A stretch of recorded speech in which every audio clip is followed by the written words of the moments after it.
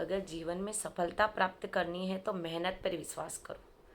किस्मत की आजमाइश तो जुए में की जाती है, क्योंकि सफलता का रास्ता खुद को पहचानने से शुरू होता है। नमस्कार, मैं हूँ भावना पुरोहित और आज भी हम शिक्षा के टॉपिक के ऊपर बात करेंगे कि शिक्षा हमारे जीवन में कितनी महत्वपूर्ण है।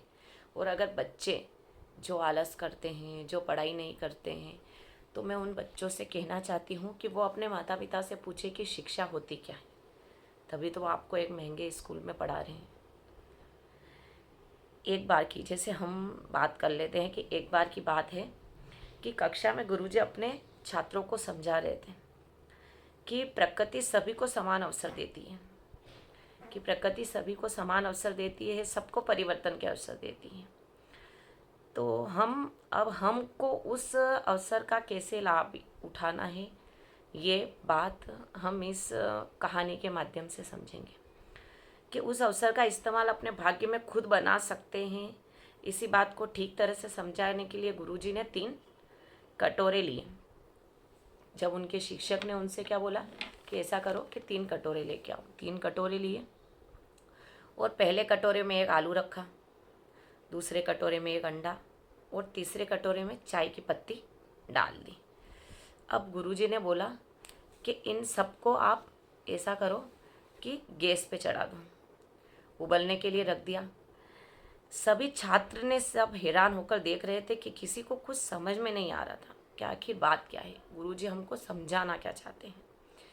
तो 20 मिनट के बाद जब गुरुजी ने जब शिक्षक ने कहा कि ऐसा करो कि तीनों बर्तन को उबाल आने लग गया, कि उबाल धीरे धीरे वो उबलने लग गए और गुरुजी ने बोला कि अब तीनों को नीचे उतार दो। तो गुरुजी ने सभी कटोरों को नीचे उतारा और आलू, अंडा और चाय को बाहर निकाला। देखा तो गुरुजी ने कहा कि अब हम उसको देखते हैं कि अब उसमें क्या परिवर्तन आए हैं।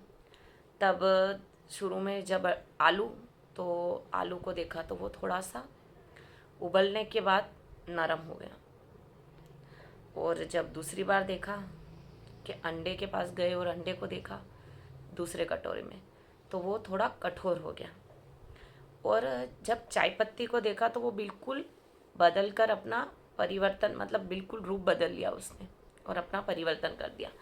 तो प्रकृति सबको समान अवसर देती है। इस कहानी के माध्यम से कि प्रकृति सबको अवसर देती है कि उसको कैसे अपने आप को बदलना है और जीवन में लक्ष्य कैसे प्राप्त करना है। क्योंकि जीवन में प्रकृति सबको, किसी में ज़्यादा दिमाग होता है, किसी में कम होता है, लेकिन सबके लिए उसने कुछ निश्चित कर रखा है कि उसको करना क्या है।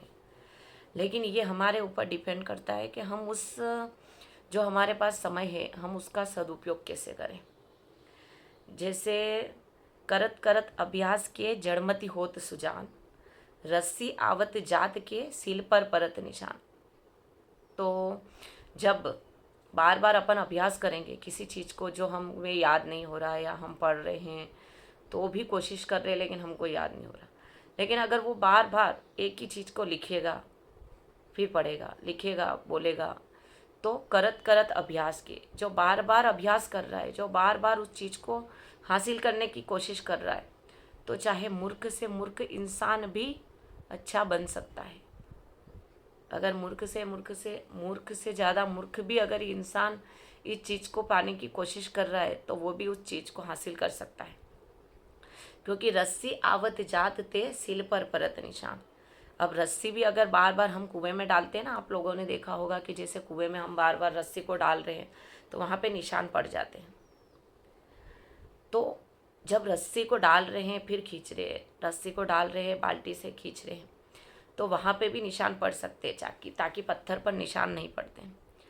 क्योंकि जब बार बार इंसान अभ्यास करेगा तो वो कुछ ना कुछ तो हासिल कर ही लेगा।